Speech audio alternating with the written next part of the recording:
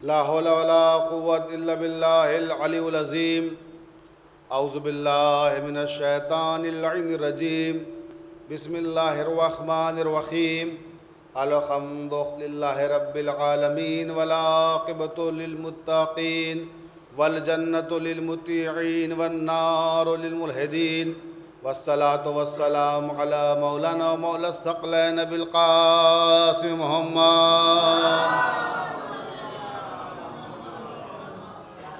وآلہ الطیبین الطاہرین المعصومین المظلومین ولعنۃ اللہ علی اعدائہم اجمعین من یومنا ھذا الی یوم الدین.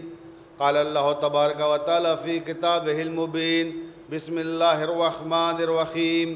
قل لا اسألکم علیہ اجرا الا المودۃ فی القربى.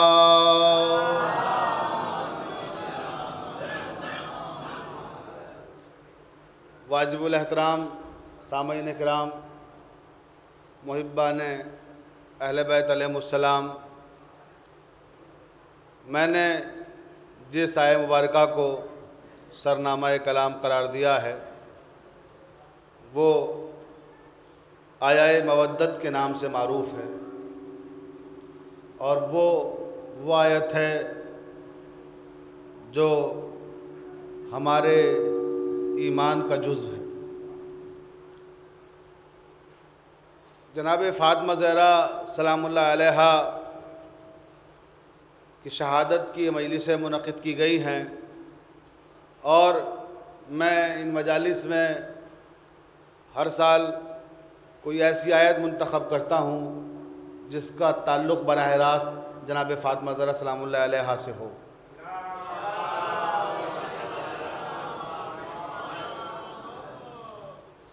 تو یہ ان آیات جلی میں ہے جن کا تعلق جناب زہرا سلام اللہ علیہا سے ہے.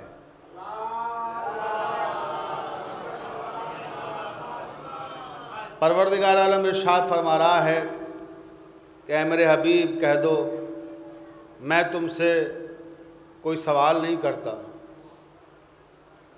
اگر تم اجر رسالت دینا چاہتے ہو تو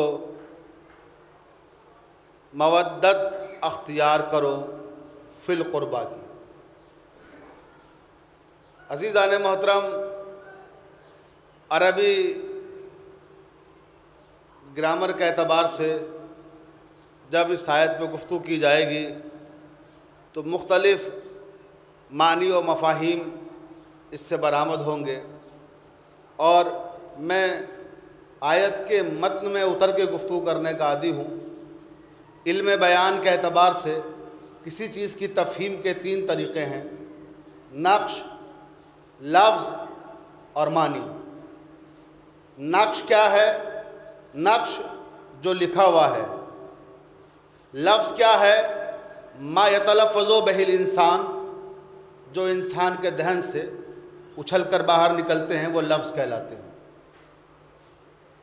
تو نقش جو لکھا ہوا ہے، لفظ جو انسان کے دہن سے باہر آتے ہیں، معنی جو متکلم نے دوران کلام جملے استعمال کیے، سامعین نے انہیں سنا، اور انہیں سننے کے بعد جو نتائج اخذ کیے وہ معنی کہلاتے ہیں.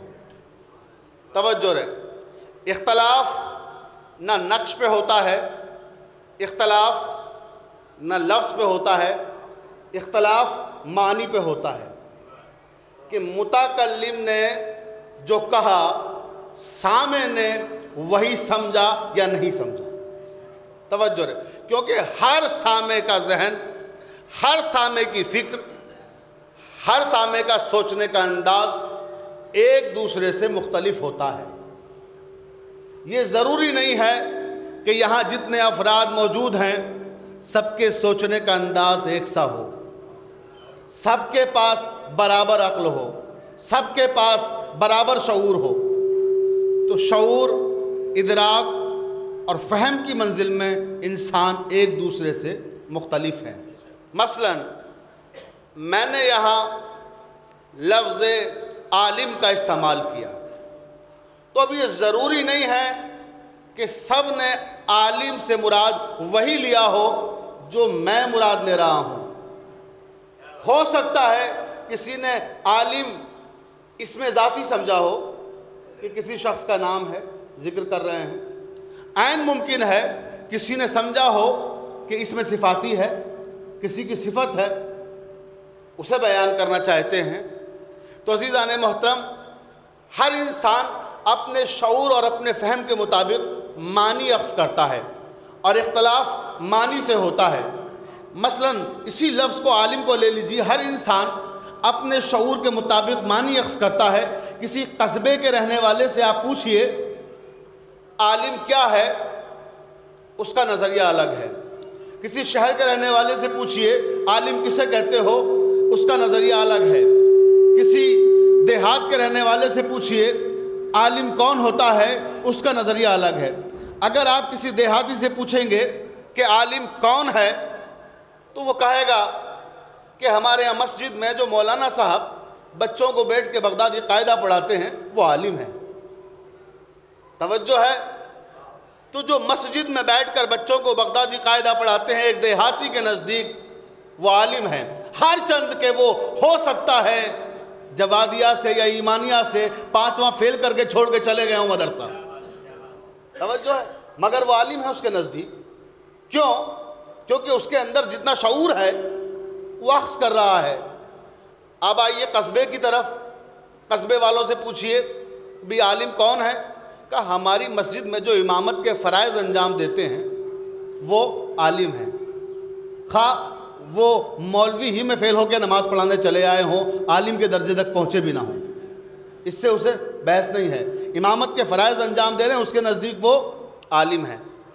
اب آ جائیے شہر کی طرف، اہل بنارس سے پوچھئے کہ عالم کسے کہتے ہیں، توجہ رہے، تو اب یہاں معاملہ الٹ جائے گا۔ ان کے نزدیک کم سے کم ایمانیہ سے، جوادیہ سے، کسی عربی مدرسے سے فارغ التحصیل ہو۔ توجہ رہے، کم سے کم فارغ التحصیل ہو کسی عربی مدرسے سے، اور اسے عربی گرامر کا شعور ہو، عربی سے خاطر خواہ واقف ہو، قرأت کی نزاکتوں کو سمجھتا ہو۔ توجہ ہے نا؟ تو جیسے جیسے آپ شعور بلند ہوتا جائے گا ویسے ویسے معنی بدلتے جائیں گے۔ لفظ ایک ہے، بغدادی قاعدہ پڑھانے والا بھی عالم ہے ایک انسان کے نزدیک، نماز پڑھانے والا شخص بھی عالم ہے چاہے قرأت درست ہو یا نہ ہو، اور وہ بھی عالم ہے کہ جو مدرسے سے فارغ ہے اور جس کی قرأت درست ہے۔ اب آئیے مدرسے والوں سے پوچھئے، اہل مدارس سے، کہ قبلہ جو آپ مدارس سے فارغ ہو کے آئے ہیں آپ عالم ہیں؟ تو کہیں گے نہیں۔ تو پھر عالم کون ہے؟ کہ عالم تو وہ ہیں جو مسند درس پہ جلوہ افروز ہیں، جن سے ہم نے سیکھا ہے، جن سے ہم نے اکتساب علم کیا ہے، وہ عالم ہیں۔ اب ان حضرات کے پاس پہنچئے جو مسند درس پہ جلوہ افروز ہیں کہ قبلہ آپ عالم ہیں؟ کہا نہیں، ہم عالم نہیں ہیں، ہم تو طالب علم ہیں۔ اچھا، آپ مسند درس پہ بیٹھے ہوئے ہیں، درس و تدریس کے فرائض انجام دے رہے ہیں، آپ اگر عالم نہیں ہیں تو پھر عالم کون ہے؟ توجہ رہے کہ عالم وہ ہیں ہمارے اساتذہ جو نجف اور قم اور مشہد میں بیٹھے ہوئے ہیں، جن سے ہم سیکھ کے آئے ہیں۔ بھئی یہ مائک ذرا ٹھیک کر دیں، کون مائک والا ہے؟ صلوات پڑھ دیں محمد والے محمد پر۔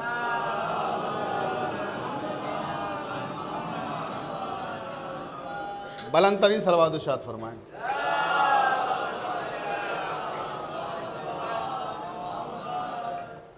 تو جو حضرات نجف، مشہد اور قم میں مسند درس پر ہیں، کہا گیا کہ وہ عالم ہیں، ان سے ہم سیکھ کے آئے ہیں۔ اب آپ آئیے نجف اور قم، وہاں پوچھئے ان لوگوں سے، ان علماء سے، ان افاضل سے کہ جو مسند درس میں بیٹھے ہوئے ہیں کہ قبلہ آپ عالم ہیں؟ تو کس نے کہا ہم عالم ہیں، ہم تو طالب علم ہیں۔ توجہ رہے، پھر عالم کون ہے؟ دیکھیے بغدادی قاعدے سے سفر شروع ہو رہا ہے، جیسے جیسے علم بڑھ رہا ہے، جیسے جیسے فکر بلند ہو رہی ہے ویسے ویسے معنی بدلتے جا رہے ہیں. لفظ ایک ہے, پوری توجہ. اب آئیے آپ نجف اور قم میں بیٹھے ہوئے اساتذہ سے پوچھا گیا کہ قبلہ آپ عالم ہیں؟ کہا نہیں ہم عالم نہیں ہیں, ہم تو طالب علم ہیں. تو عالم کون ہے؟ کہا عالم مجتہد ہے. توجہ. آئیے مجتہد کی بارگاہ میں کہ قبلہ آپ عالم ہیں؟ کہا نہیں ہم بھی عالم نہیں ہیں, ہم تو طالب علم ہیں. پھر مجتہد کون ہے؟ کہا عالم دورہ مجتہد ہے, عالم دورہ عالم ہے. توجہ رہے. یعنی جیسے جیسے عرفان بڑھ رہا ہے, جیسے جیسے معرفت بڑھ رہی ہے, ویسے ویسے درجہ بلند ہو رہا ہے. کہ عالم دورہ عالم ہے. اب آپ آئیے آیت اللہ سیستانی صاحب کی خدمت میں, آیت اللہ خامنائی صاحب کی خدمت میں کہ قبلہ آپ عالم ہیں. کہ کس نے کہا؟ ہم تو طالب علم ہیں. کہ پھر عالم کون ہے؟ کہ عالم تو آل محمد علیہ السلام ہے. صلوات پڑھ دیں محمد و آل محمد پر. توجہ ہے. لفظ ایک تھا, معنی بدلتے چلے گئے. کب؟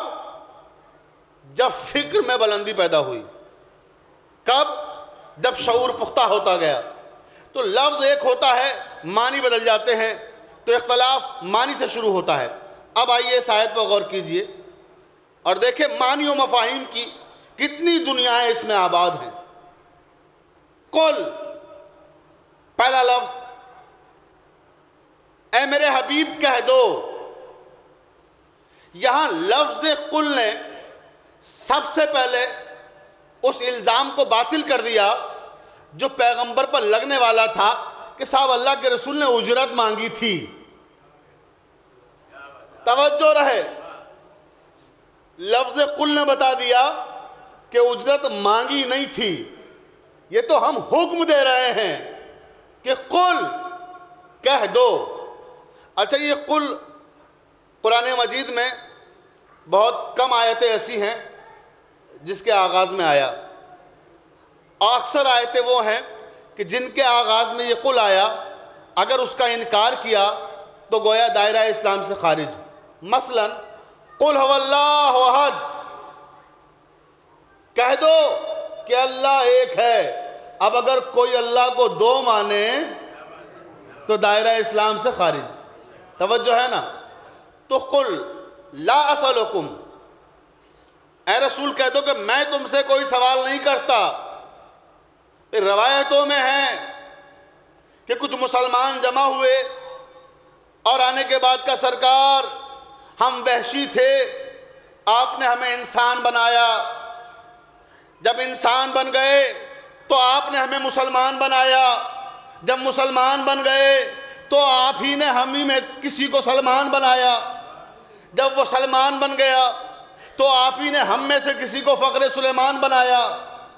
تو آپ نے ہمیں کہ جو بہت سے افراد ایسے تھے کہ جنہیں حق اور باطل کی تمیز بھی نہیں تھی, آپ نے حق اور باطل میں امتیاز سکھایا. لہٰذا ہم آئے ہیں یہ اجر رسالت لے کر, اسے قبول کر لیجئے. کیا ہے اجر رسالت؟ وہی جناب خدیجہ کی دولت جو پیغمبر ہی نے تقسیم کی تھی.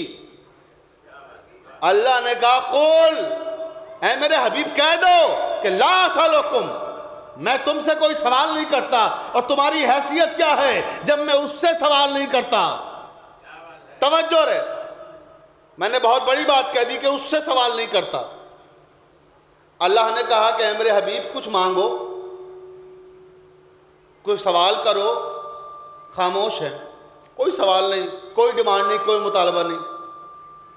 میرے حبیب اچھا میں سمجھ گیا بندوں کے درمیان میں رہتے ہوئے سوال کرتے ہوئے حجاب محسوس کرتے ہو, تو لو آؤ ہم شب معراج اپنے گھر بلا لیتے ہیں, آؤ یہاں آ کے ہم سے سوال کر لو, یہاں آ کے ہم سے مانگ لو. وہاں بھی پہنچ گئے, کعبہ قوسین و ادنیٰ, فقط 2 کمانوں کا فاصلہ ہے. کعب مانگ لو, پھر خاموش بیٹھے ہوئے. مانگو میرے حبیب. ہر محبوب چاہتا ہے کہ اس کا حبیب کوئی سوال کرے, کوئی مطالبہ کرے, اور اس کی جب تکمیل ہوتی ہے تو مسرت کا احساس ہوتا ہے. تو میرے حبیب مانگو. پھر خاموش. کہ اچھا میں سمجھ گیا کیوں نہیں مانگتے ہو، لہجہ نامانوس ہے، چلو ہم اس لہجے میں بات کرتے ہیں جس سے تم مانوس ہو۔ صلوات پڑھ دے محمد والے محمد پر۔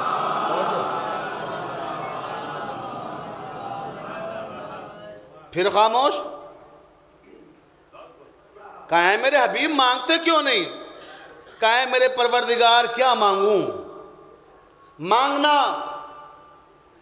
تیری کریمی کی توہین ہے، اس لیے کہ مجھے مانگنے کی ضرورت ہی نہیں پڑتی۔ رسالت دی بن مانگے، نبوت دی بن مانگے، عصمت دی بن مانگے، حسنین دیے بن مانگے، زہرا سی بیٹی دی بن مانگے، علی سا داماد دیا بن مانگے۔ جب کائنات کی خدائی بن مانگے دے دی تو ہم مانگوں کیا؟ صلوات پڑھ دے محمد والے محمد پر۔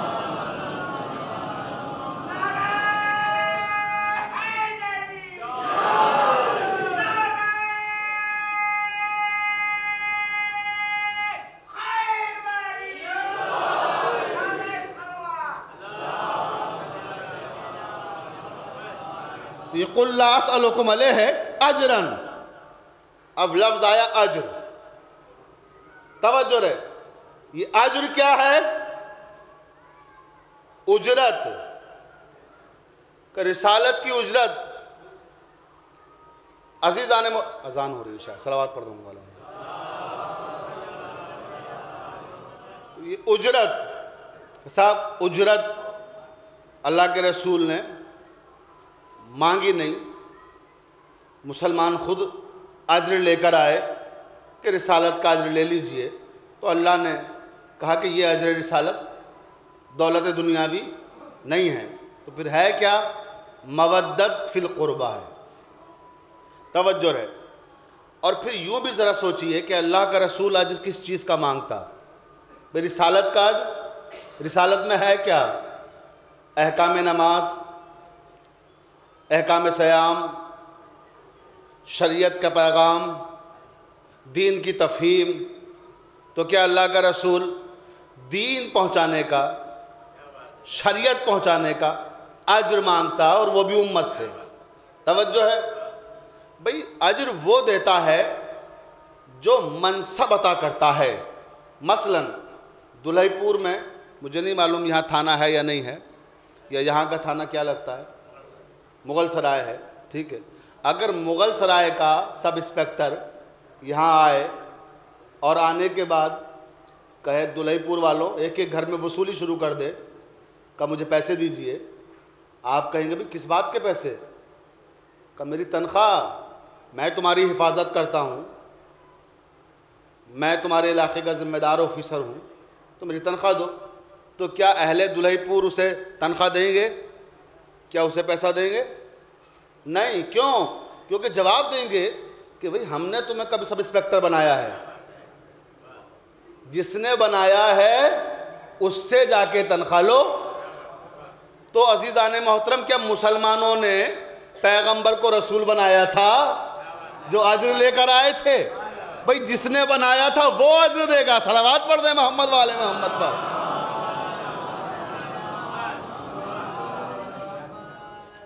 جس نے بنایا وہ اجر دے گا۔ اب عزیزان محترم، میں نے جیسا کہ عرض کیا کہ احکام دین، احکام شریعت، ان کے پہنچانے کی اجرت رسول نے نہ کبھی مانگی، اور نہ رسول سے پہلے کسی نبی نے مانگی، اور نہ اسے درست قرار دیا۔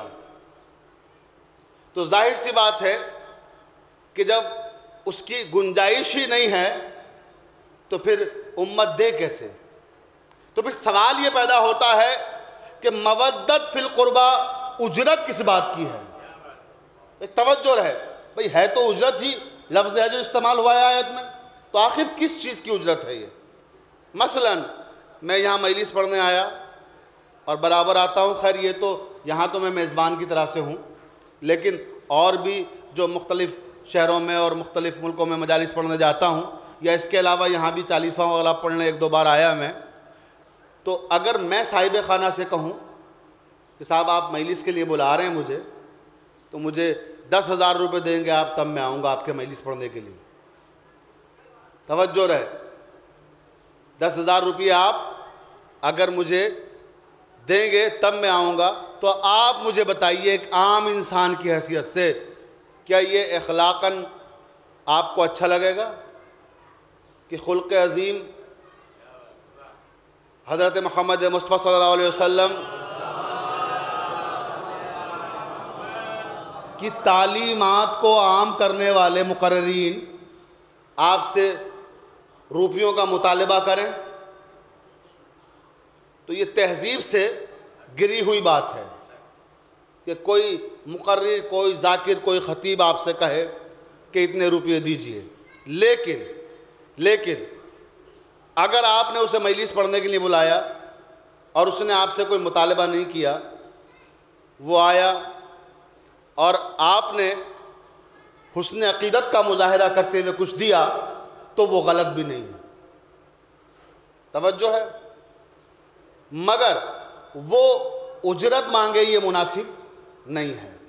ہاں اگر اس کے عوض آپ کہیں اس سے کہ ہم چاہتے ہیں کہ دلہی پور کے مومنین کی جو یہاں کی علمی شخصیتیں گزری ہیں ان کی ایک تاریخ، ایک ہسٹری لکھ دیجئے کتابی شکل میں، تو وہ پیسے مانگ سکتا ہے اور منہ مانگے آپ کو اسے دینا پڑیں گے اگر کام لینا ہے تو. توجہ رہے. اور یہ غلط بھی نہیں ہے. اضافی کام اب آپ لے رہے ہیں اس سے تو وہ اضافی کام کا آپ سے اجر لے سکتا ہے. یا مجلس پڑھنے آیا، آپ نے کہا کہ عربی سے کچھ چیزیں ہیں قبلہ ہمارے پاس، اردو میں ترجمہ کر دیجئے، فارسی سے کچھ چیزیں ہیں ترجمہ کر دیجئے، تو اب وہ ترجمہ کرنے کی اجرت لے سکتا ہے. علماء یہاں بیٹھے ہیں، قبلہ کیا خیال ہے بتائیں کہ آپ پھر اجرت لے سکتے ہیں اور آپ دیں گے. تو معلوم ہوا کہ اجرت اضافی کام کی لی جا سکتی ہے. تو یہ جو اجرت ہے مودت فی القربہ، دراصل یہ دین کی اجرت نہیں ہے، یہ شریعت کو پہنچانے کی اجرت نہیں ہے، یہ احکام دین کی اجرت نہیں ہے. بہت توجہ. تو پھر یہ اجرت کس بات کی ہے؟ یہ اجرت ہے اضافی کام کی. دین پہنچانا رسول کا فرض، شریعت کے احکام پہنچانا رسول کا فرض، نماز کیا ہے بتانا رسول کا فرض، روزے کے احکام کیا ہے رسول کا فرض، حج کے ارکان کیا ہے بتانا رسول کا فرض. لیکن آپ کو جنت میں لے کر جانا یہ رسول کا فرض نہیں ہے. توجہ رہے، دیکھیے میں کیا عرض کر رہا ہوں. جنت میں لے کے جانا یہ فرض نہیں ہے، احکام پہنچانا فرض تھا. اب یہ ہے اضافی کام، شفاعت جسے کہا گیا. اب اگر شفاعت چاہیے تو مودت فی القربہ اختیار کیجئے. صلوات پڑھ دے محمد و آل محمد پر.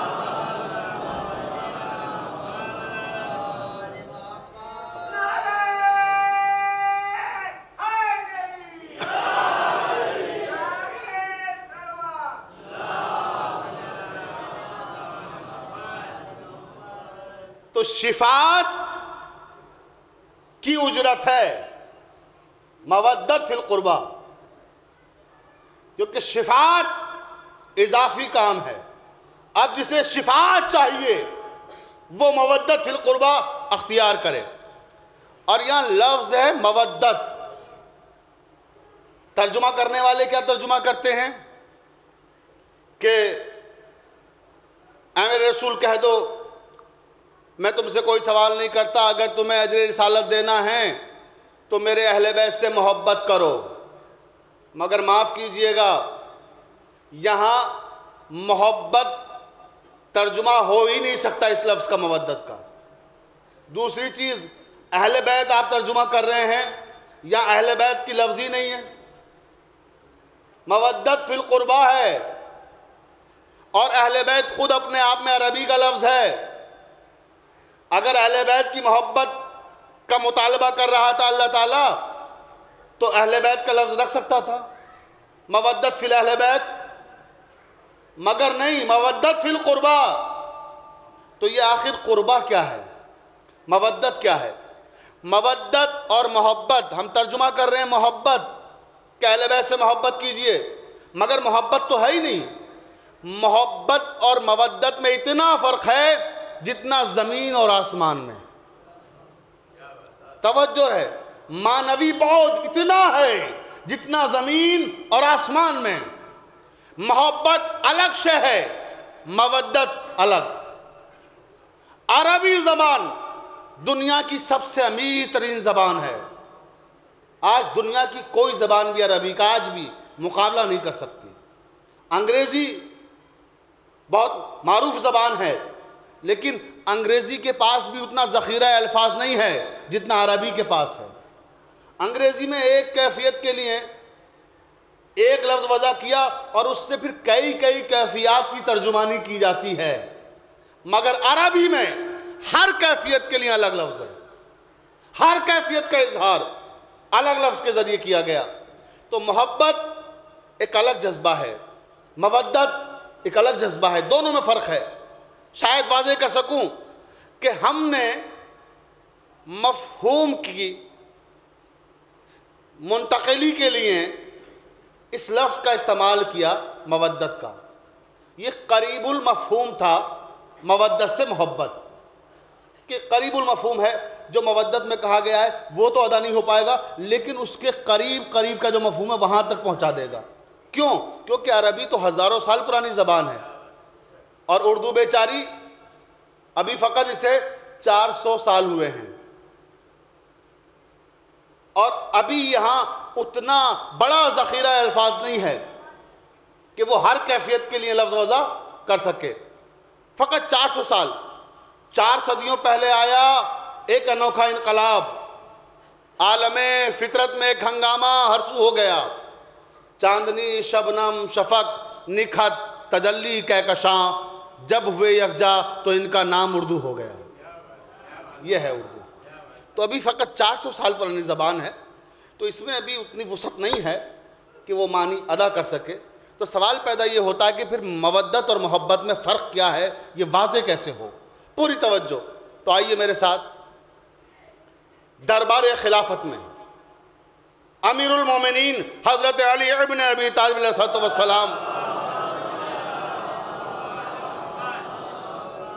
مسند پہ جلوہ فروز ہیں.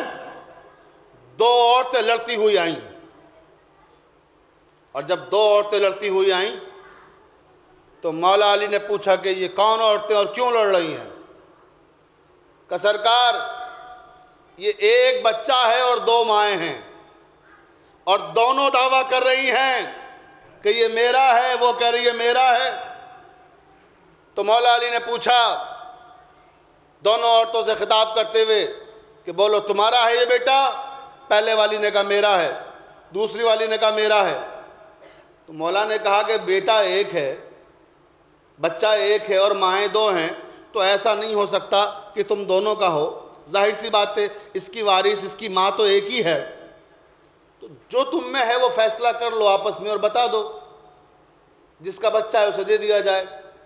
تو دونوں نے کہا کہ نہیں میرا ہے. اس نے کہا میرا ہے. تو مولا نے کہا اچھا تم لوگ ایسے نہیں مانو گی. آواز دی قمبر تلوار لے کر آؤ. اب گھبرا گئی، تلوار سے کیا؟ کہا بچے کو نیچے رکھو. مودت اور محبت بتا رہا ہوں، توجہ فرمائیے گا. کہا بچے کو نیچے رکھو. قمبر تلوار سے 2 ٹکڑے کر دو، آدھا اسے دے دو آدھا اسے دے دو. بس جیسے یہ کہا آدھا اسے آدھا اسے، جو مودت کرتی تھی وہ تڑپ گئی اور کہا سرکار مجھے نہیں چاہیے، اسی کو دے دیجئے. کسی کے پاس رہے سلامت تو رہے. تو مولا علی نے فرمایا اسی کو دے دو، اس لیے کہ بچہ اسی کا ہے. یہی اصلی ماں ہے کہ جو سلامت دیکھنے کے لیے اپنی چیز دوسرے کو دینے کے لیے تیار ہے.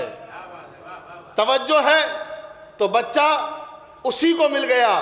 جو محبت کرتی تھی وہ دیکھتی رہی، خاموش رہی، اور جو مودت کرتی تھی وہ تڑپ گئی اور کہا کہ اسی کو دے دیجئے. اب لوگ کہتے ہیں کہ صاحب خلافت اگر علی کا حق تھا تو تلوار لے کے کیوں نہیں آ گئے؟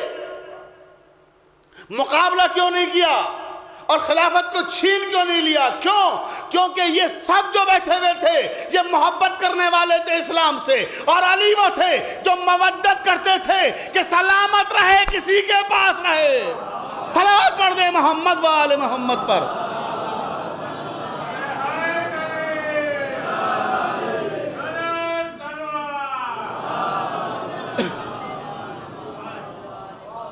توجہ ہے نا, کسی کے پاس رہے مگر اسلام سلامت رہے,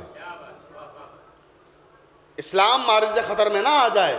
اس لیے قربانی دی علی بن ابی طالب نے, کسی کی محبت میں نہیں, کسی کے لیے ایثار نہیں کیا, اسلام کے لیے ایثار کیا, اسلام کی مودت میں خلافت کو چھوڑا تھا. توجہ رہے. تو محبت اور مودت کا فرق عرض کر رہا ہوں کہ محبت کسے کہتے ہیں اور مودت کیا ہے. محبت ایک ایسا جذبہ ہے جس سے کائنات کا کوئی انسان بھی خالی نہیں ہے, مگر معاف کیجئے گا محبت مانگے کی چیز نہیں ہے.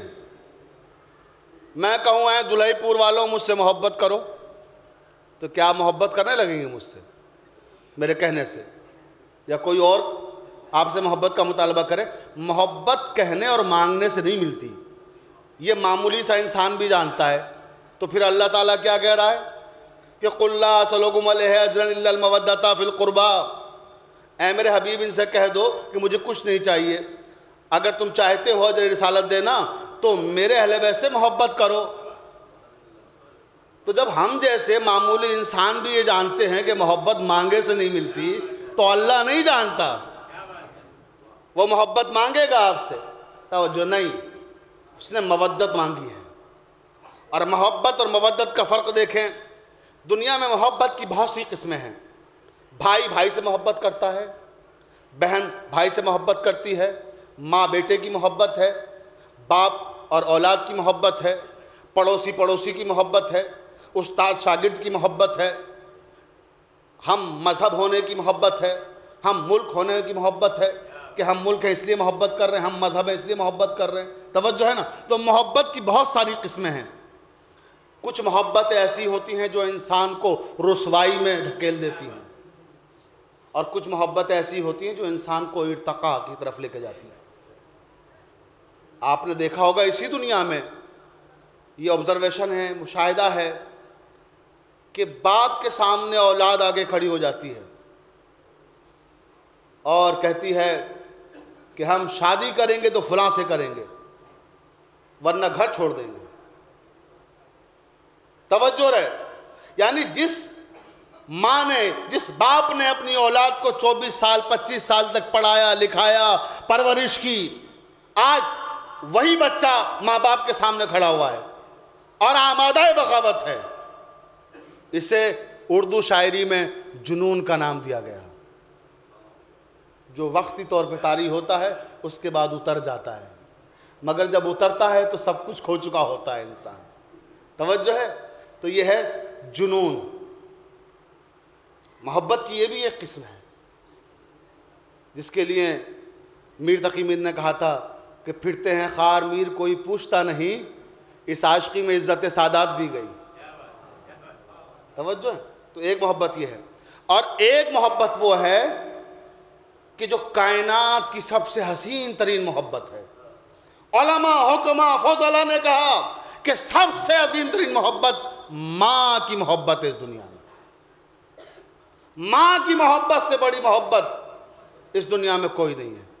اس کے لیے عربی میں بہت سے الفاظ ہیں, فارسی میں بہت سے الفاظ ہیں, اردو میں ہیں, انگریزی میں ہیں, مگر جتنا خوبصورت لفظ ہندی زبان میں ہے اتنا کسی زبان میں نہیں. دیکھیے جس زبان کی جو خوبی ہو اس کا اعتراف کرنا چاہیے. ہندی میں ایک لفظ ہے مامتا. مامتا میں جو رس بھرا ہوا ہے, جو شیرینی ہے, جو مٹھاس ہے, وہ کسی اور لفظ میں نہیں ہے. ماں کی مامتا. توجہ ہے نا. تو یہ ماں کی محبت سب سے اہم محبت ہے اس کائنات کی. باپ اور ماں اولاد سے جو محبت کرتے ہیں وہ محبت وہ ہے کہ جس پہ انسان سب کچھ قربان کر دیتا ہے. محبت سے مودت تک لا رہا ہوں, پوری توجہ, بس مفہوم مودت واضح کرنے کی کوشش کر رہا ہوں کہ مودت کیا ہے. دیکھیں, خدا نہ کرے 1000 قرآن درمیان میں کسی کا بچہ بیمار ہو جائے, اسپتال لے کے گئے, ڈاکٹر کے سامنے کھڑے ہوئے ہیں, ڈاکٹر نے نبض پہ ہاتھ رکھا, بچے کو دیکھا, کہا اس کا بچنا مشکل ہے. آپ نے یہ منظر خود اپنے سماج میں, اپنے معاشرے میں دیکھے ہوں گے کہ ماں باپ تڑپ جاتے ہیں, گڑ گڑاتے ہیں, فریاد کرتے ہیں کہ ڈاکٹر صاحب ہمارے بچے کو بچا لیجئے, چاہے ہماری دولت ختم ہو جائے. زمین بک جائے، مکان بک جائے، بینک بیلنس ختم ہو جائے، مگر ہمارا بچہ بچ جائے۔ یہ مناظر آپ نے دیکھے نہیں دیکھے؟ یہ کیا ہے؟ یہ آپ بچے کو نہیں بچانا چاہتے، یہ محبت کو بچانا چاہتے ہیں۔ اللہ نے جو جذبہ محبت خلق کیا ہے انسان کے قلب میں، یہ وہ محبت ہے۔ یعنی محبت وہ جذبہ ہے جس پہ زمین، جائیداد، بینک بیلنس سب کچھ قربان کرنے کے لیے انسان تیار ہے۔ تو محبت اسے کہتے ہیں کہ جس پر سب کچھ قربان کر دیا جائے۔ اب سمجھے مودت کیا ہے؟ محبت وہ ہے کہ جس پر سب کچھ قربان کر دیا جائے، اور مودت اسے کہتے ہیں جس پر محبت بھی قربان کر دی جائے۔ توجہ ہے؟ نہیں، ابھی میری بات نہیں پہنچی شاید آپ تک۔ آئیے میرے ساتھ شب عاشور، مائیں، ابھی مصائب نہیں پڑھ رہا ہوں، مائیں اپنے بچوں سے کیا کہتی ہیں کہ بیٹا کل آپ کو اپنی جان امام حسین پہ نثار کر دینا ہے، ایک دوسرے سے سبقت لینا ہے۔ کون مائیں ہیں؟ یہ بھی تو ان بچوں کی مائیں ہیں جنہیں کھیلتے ہوئے مسکراتے ہوئے بچے اچھے لگتے ہیں، اسی طرح سے جیسے ہمارے یہاں کی ماؤں کو لگتے ہیں۔ ان ماؤں کو جو کہہ رہی تھی کہ ڈاکٹر صاحب ہمارے بچے کو بچا لیجئے، سب کچھ قربان ہو جائے، اور یہ مائیں کیا کہہ رہی ہیں کہ بیٹا کل آپ کو امام حسین پہ قربان ہو جانا ہے۔ تو یہ محبت پر قربانی نہیں ہے، محبت تو ان کے سامنے ہے اولاد کی شکل میں۔ یہ محبت ہے جو مودت پر قربان ہو رہی ہے۔ اب سمجھے محبت اور مودت کا فرق؟ یعنی مودت وہ ہے کہ جس پہ محبت کو بھی قربان کر دیا جائے۔ مودت فی القربہ۔ اب یہاں لفظ آیا فی، عربی گرامر کے اعتبار سے علماء موجود ہے، بڑی نازک منزل پہ لے آیا آپ کو۔ فی القربہ کا قربہ سے مودت کرو۔ بھئی یہ فی کیوں آیا یہاں؟ عربی گرامر کے اعتبار سے علماء یہاں موجود ہیں، افاضل یہاں موجود ہیں، من القربہ ہونا چاہیے کہ قربہ سے کے معنی من کے ہیں نہ کہ فی کے۔ تو یہ فی القربہ کیوں ہے پھر؟ پوری توجہ۔ تو عربی میں ایک اور محاورہ ہے، السمک فی الماء، مچھلی پانی میں۔ مچھلی پانی میں کیا؟ یعنی مچھلی کی حیات پانی سے ہے، اگر آپ نے اسے پانی سے باہر نکال دیا تو اس کی زندگی اسی وقت ختم ہو جائے گی۔ اب آئیے محبت اور مودت دیکھیں کیا ہے۔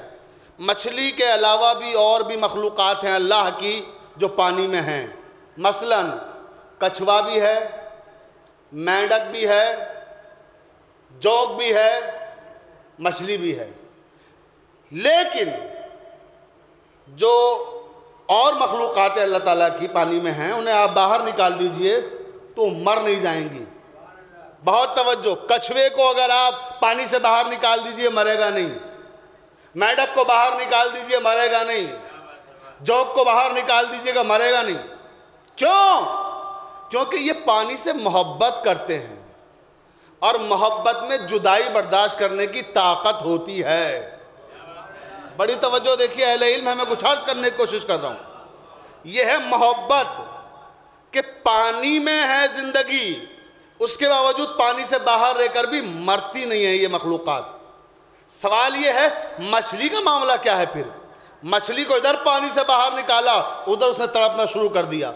ماہیے بے آب کی طرح تڑپنا، محاورہ بنا اسی سے۔ توجہ ہے کہ تڑپ تڑپ کے جان دے دے گی مگر پانی کے بغیر رہ نہیں سکتی۔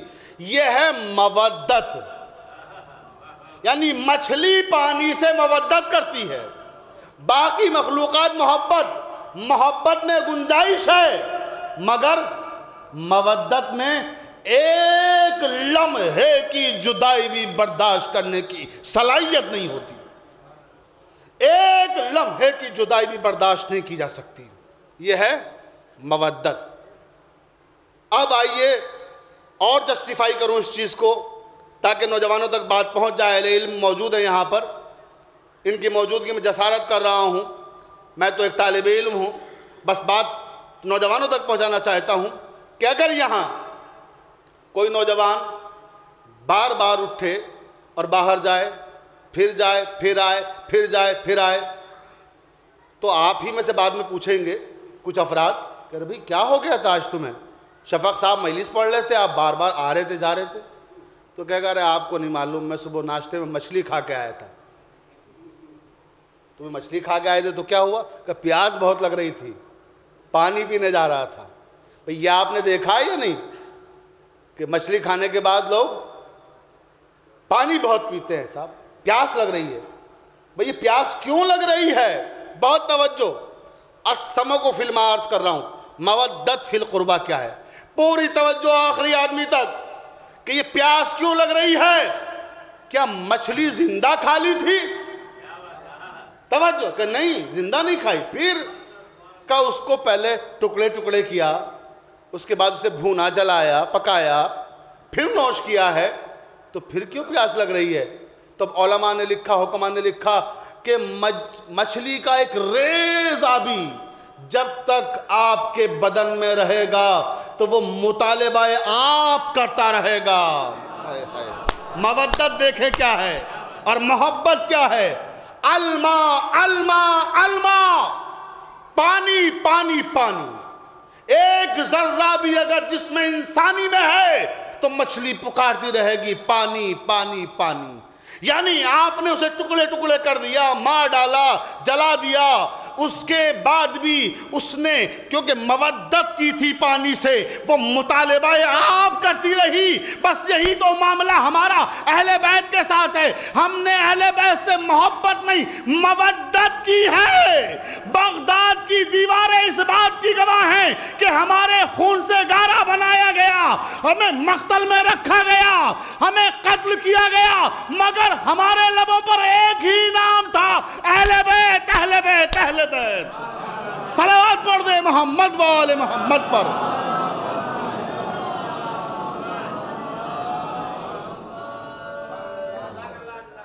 بلند ترین صلوات ارشاد فرمانے والا.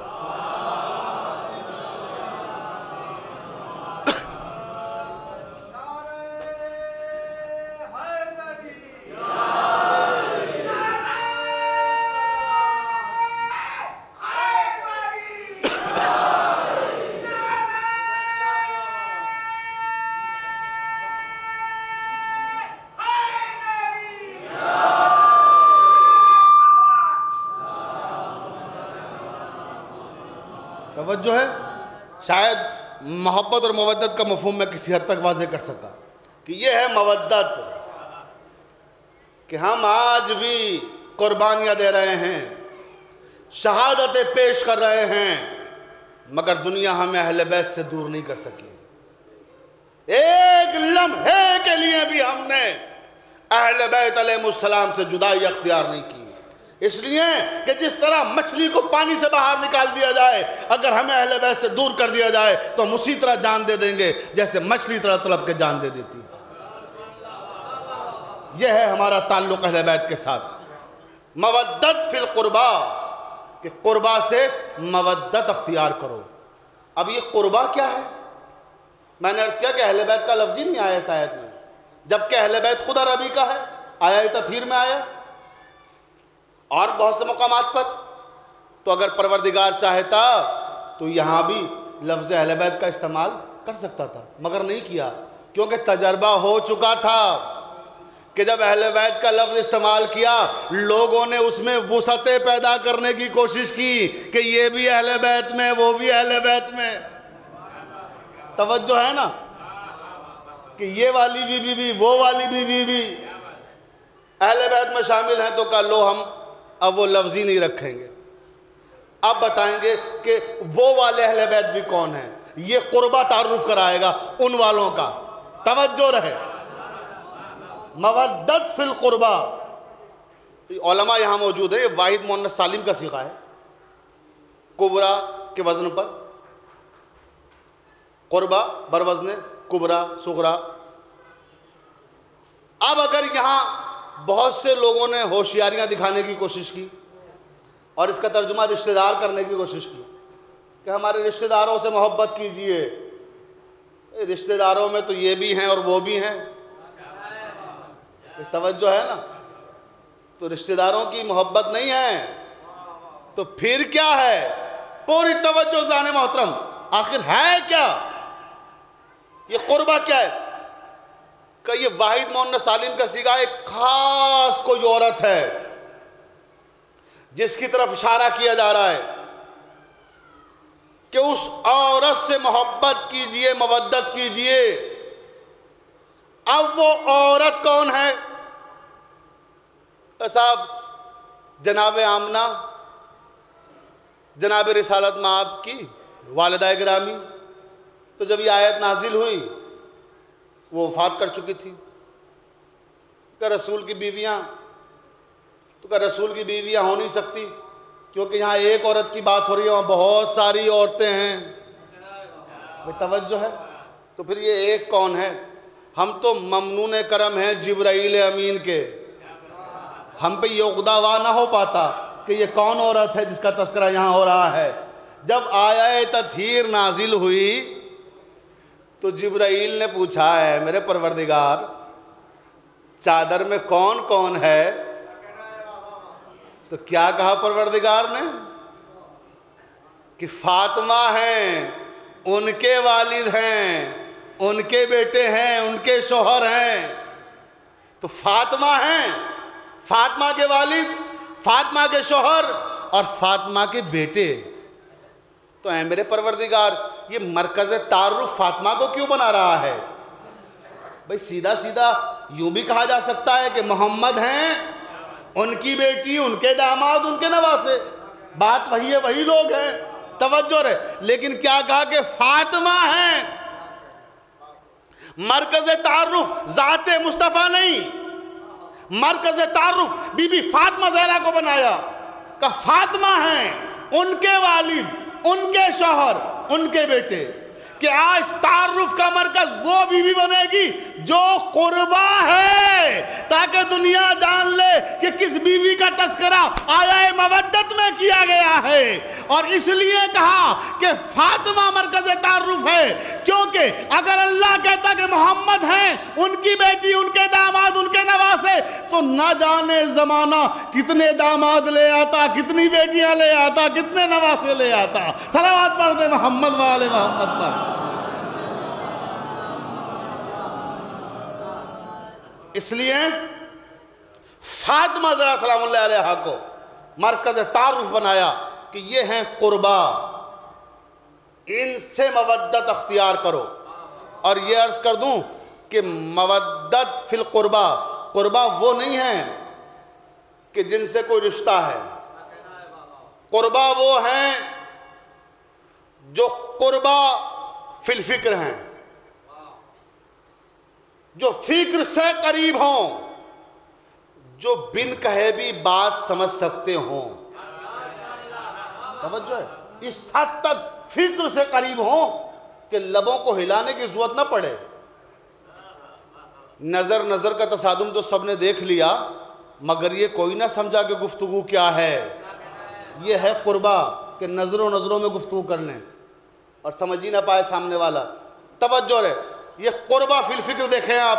مسجد نبوی، بس گفتگو ختم کر رہا ہوں، آخری بات کہ مسجد نبوی میں پیغمبر اسلام اپنے اصحاب کے ساتھ بیٹھے ہوئے ہیں، اور جب اصحاب کے ساتھ بیٹھے گفتگو کر رہے تھے تو اچانک ایک شور اٹھا باہر سے کہ پکڑو پکڑو، مارو مارو.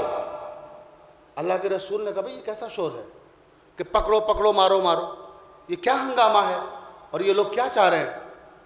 تو وہ شور اور بڑا، مارو مارو پکڑو پکڑو، اور تیز آواز ہے، مارو مارو پکڑو پکڑو. اللہ کے رسول نے کہا بھئی کیا ہنگامہ ہے، کیسا ہے؟ جاؤ جا کے دیکھو. چند لوگ کھڑے دیکھنے کے لیے ہیں، جیسے ہی کھڑے ہوئے ویسے ہی سامنے سے وہ شور، وہ ہنگامہ مسجدی میں داخل ہو گیا. اور چھوڑیں گے نہیں، مار دو اس کو، آج چھوڑنا نہیں ہے، پکڑ لو اس کو. اب ایک ہنگامہ پیغمبر کے سامنے لا کے کچھ ڈال دیا کسی نے. بس جیسے ہی لا کے کچھ ڈالا تو پیغمبر نے پوچھا یہ کیا ہے؟ ایک آدمی جس کے ہاتھ بندھے ہوئے، پیر بندھے ہوئے، کمر میں رسی بندھی ہوئی، جکڑا ہوا پڑا ہوا ہے۔ اللہ کے رسول نے پوچھا بھائی یہ کیا ہے اور کیوں لا کے ڈالا ہے تم نے اسے؟ کہ سرکار یہ شاعر ہے۔ ارے بھائی شاعر ہے تو کیا ہماری رسالت میں شاعری کرنا جرم ہے؟ کہ اگر شاعری کرو گے تو باندھ کے ڈال دو گے، اس کو مار ڈالو گے، اسے اس سے جینے کا حق چھین لو گے؟ کہ سرکار یہ شاعر ہے۔ اللہ کے رسول نے کہا بھائی شاعر ہے تو کیا ہوا، اس نے کیا جرم کیا ہے؟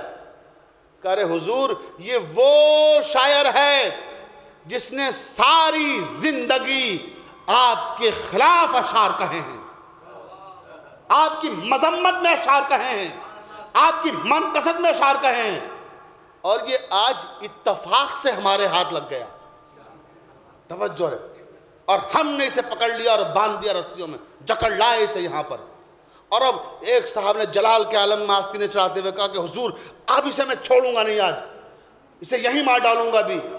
تو اللہ کے رسول نے ان جلالی شخصیت کی طرف دیکھ کے فرمایا کہ جتنا جلال تمہیں آج یہاں صحن مسجد میں آ رہا ہے، کاش کہ کبھی میدان جنگ میں آ گیا ہوتا۔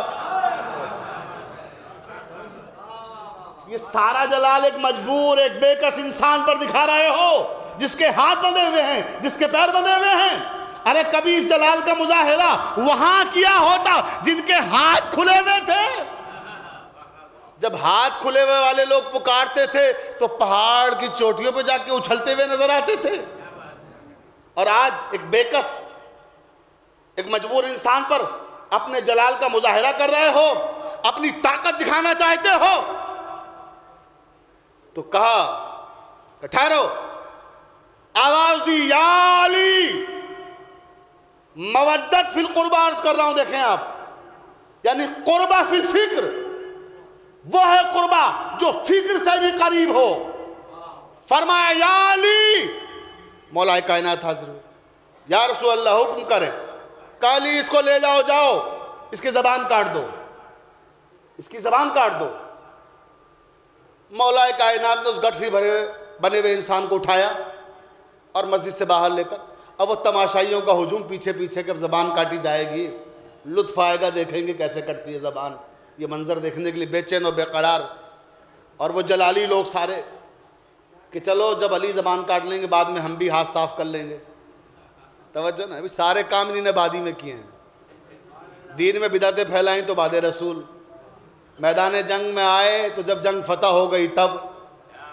بہرکیف مولا کائنات باہر لائے اور مسجد کے باہر اسے چبوترے پہ رکھا، خود امیر المومنین نے اپنے ہاتھ سے اس کے پیر کھولے، خود اپنے ہاتھ سے اس کے ہاتھ کھولے، کمر میں رسی بندھی ہوئی تھی اس کو کھولا۔ ارے علی کے لیے کیا مشکل تھا، اتنا بڑا ہجوم تھا، کسی سے کہہ دیتے کہ اس کے ہاتھ کھول دو۔ امیر کائنات یہ کام خود انجام دے رہے ہیں، کیوں؟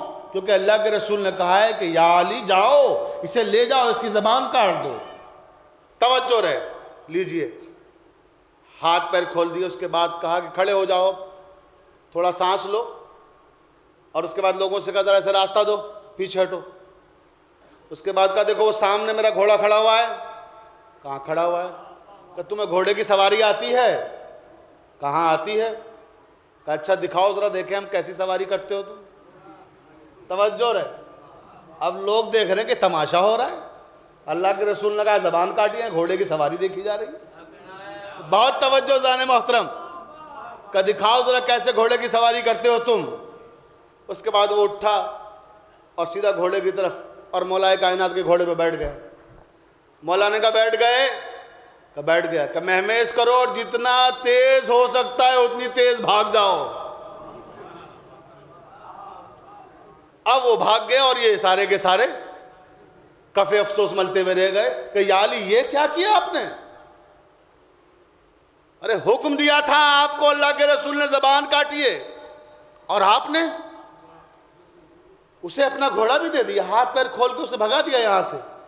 ہم نے اتنی مشکل سے پکڑا اور آپ نے اتنی آسانی سے چھوڑ دیا۔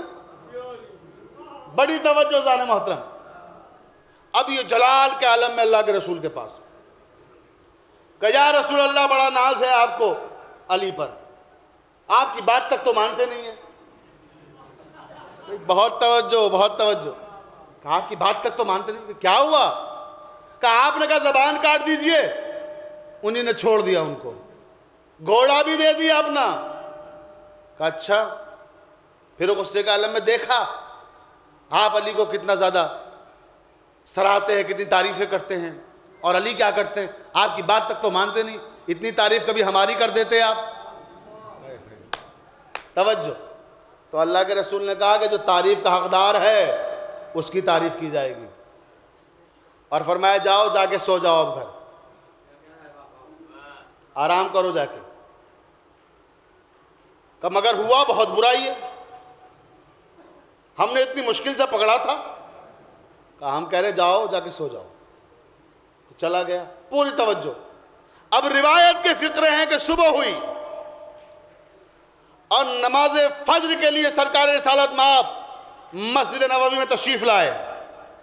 نماز فجر پڑھائی اور دستور کے مطابق خطبہ شروع کیا. بس جیسے ہی خطبہ شروع کیا تو ایک شخص نے خطبے کے درمیان رسول کو ٹوک دیا. توجہ رہے. کھڑے ہونے کے بعد کا سرکار مجھے کچھ کہنا ہے آپ سے. اللہ کے رسول نے فرمایا کہو کیا کہنا چاہتے ہو؟ کہ سرکار مجھے ایک قصیدہ آپ کو سنانا ہے.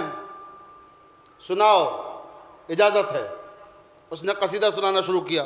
اب جو شعر پڑھے، کیا عمدہ شعر کہہ کے لایا تھا. سارے عرب جھومنے لگے. صاحب کیا شعر ہے، کیا شعر ہے. پڑھتا جا رہا ہے، پڑھتا جا رہا ہے، پڑھتا جا رہا ہے. بہت عمدہ شعر، بہت عمدہ شعر، بہت عمدہ شعر. پڑھتا گیا، پڑھتا گیا. جب قصیدہ ختم ہوا تو لوگوں نے دیکھا کہ بھئی ہے کون شاعر، یہ تو دیکھیں. توجہ کہ یہ ہے کون اتنا عمدہ قصیدہ کہنے والا. اب وہ قصیدہ کہنے والا کہہ رہا تھا یا رسول اللہ میں کل سے اب تک سو نہیں سکا ہوں، میں نے ساری رات جاگ کر یہ قصیدہ آپ کا لکھا ہے. اب لوگوں نے دیکھا کہ بھئی کون ہے یہ ساری رات جاگ کے قصیدہ لکھنے والا. اب جو دیکھا تو وہی شاعر جسے کل پکڑ کے لایا گیا تھا، جسے مسجد پیغمبر میں ہاتھ باندھ کے ڈال دیا گیا تھا. رسول مسکرائے. مسکرانے کے بعد کہا کہ میرے قریبی ساتھیوں سنو، جب میں نے علی سے کہا تھا کہ اس کی زبان کاٹ دو، علی نے اسے چھوڑ دیا تھا، تو آپ نے آ کے مجھ سے شکایت کی تھی کہ علی آپ کا کہا نہیں مانتے. تو علی تو ہمارا کہا مانتے ہیں مگر آپ ہمارے قریب رہ کر بھی ہماری بات نہیں سمجھتے. توجہ رہے. تو معلوم ہوا کہ قریب میں رہنا، قریب میں سونا اور ہے، پیغمبر کو سمجھنا اور ہے. کیونکہ قریب میں رہنے اور سونے سے قریب نہیں ہوتا. قربا فی الفکر، جو فکر سے قریب ہو. تو کہا سنو، تم نے سمجھا کہ اس کے دہن میں جو زبان ہے وہ کاٹ دو. علی ہماری بات سمجھتے ہیں. ہم نے کہا یا علی اس کی زبان کاٹ دو. تو جو اس کے بطن میں زبان تھی، جو ہمیشہ ہماری مخالفت میں چلتی تھی، جس نے سینکڑوں حجویہ قصیدے کہے ہیں، علی نے ہمیشہ کے لیے ہماری مخالفت میں چلنے والی اس زبان کو کاٹ دیا. آپ سمجھ رہے تھے ظاہری زبان. صلوات پڑھ دے محمد وآل محمد پر.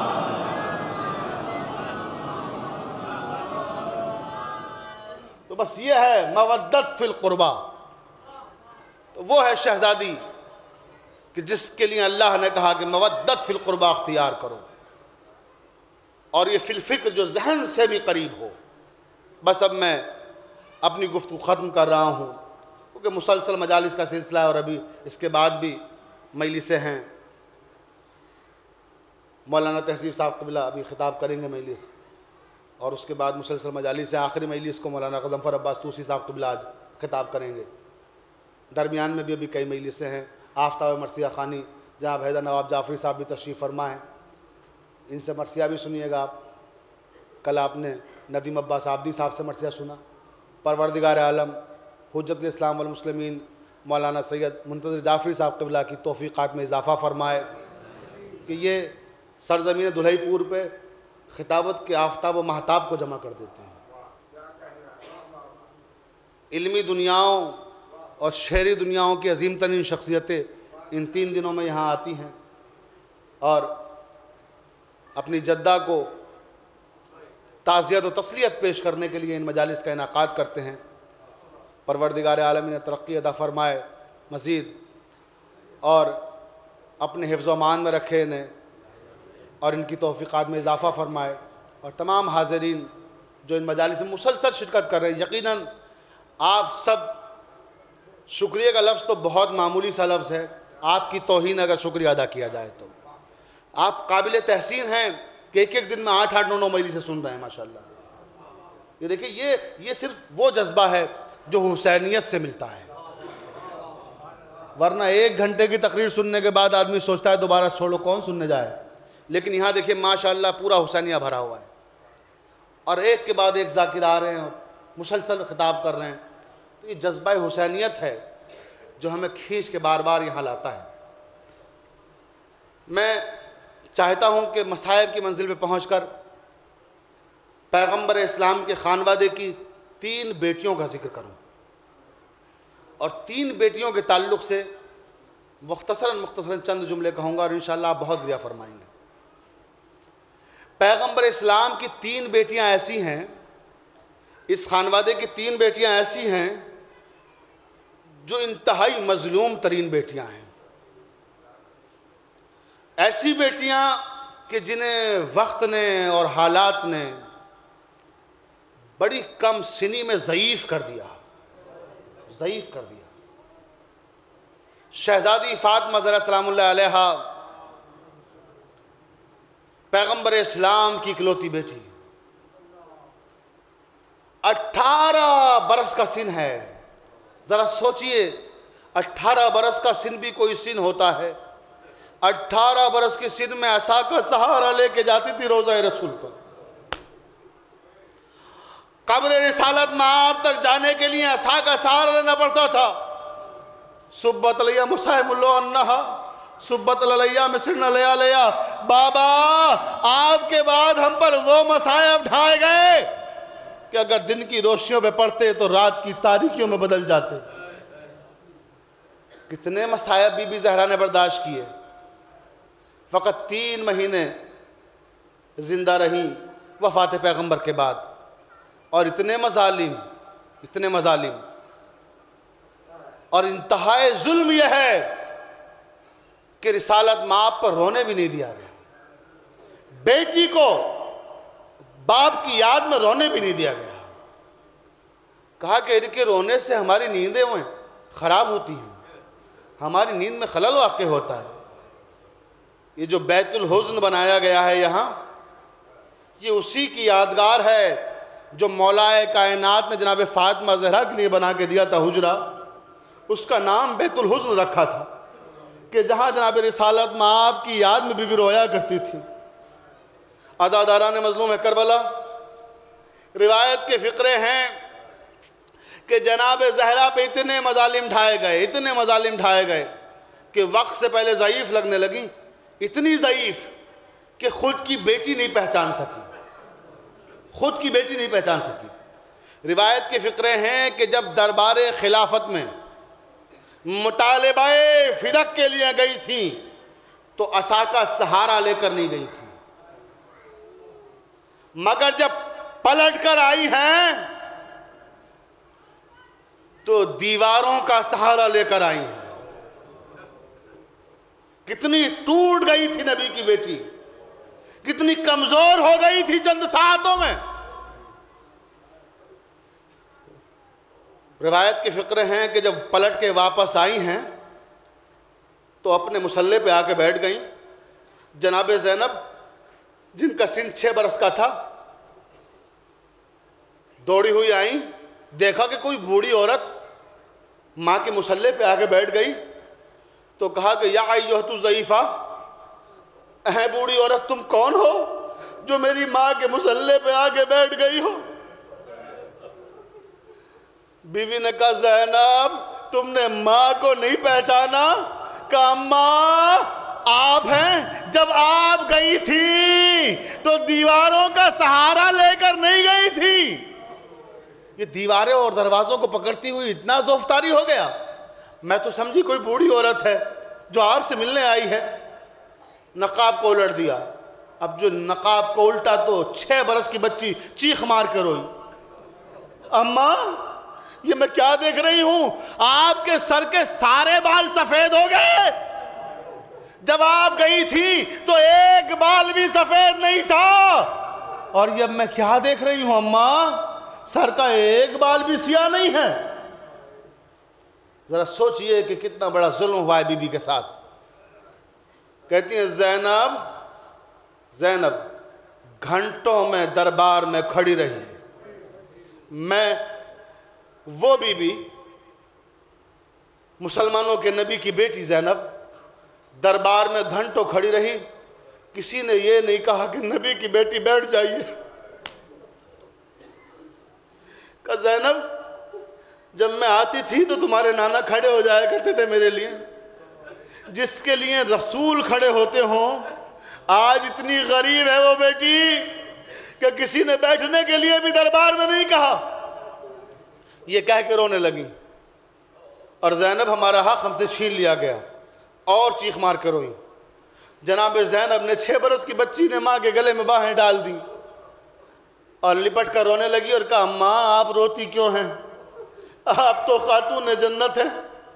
اماں اگر آپ کا حق چھین لیا، اگر فدق نہیں دیا گیا تو رونے کی کیا ضرورت ہے؟ ہم تو جنت کے باغات کے مالک ہیں، اماں کوثر ہمارا ہے، اماں جانے دیجئے۔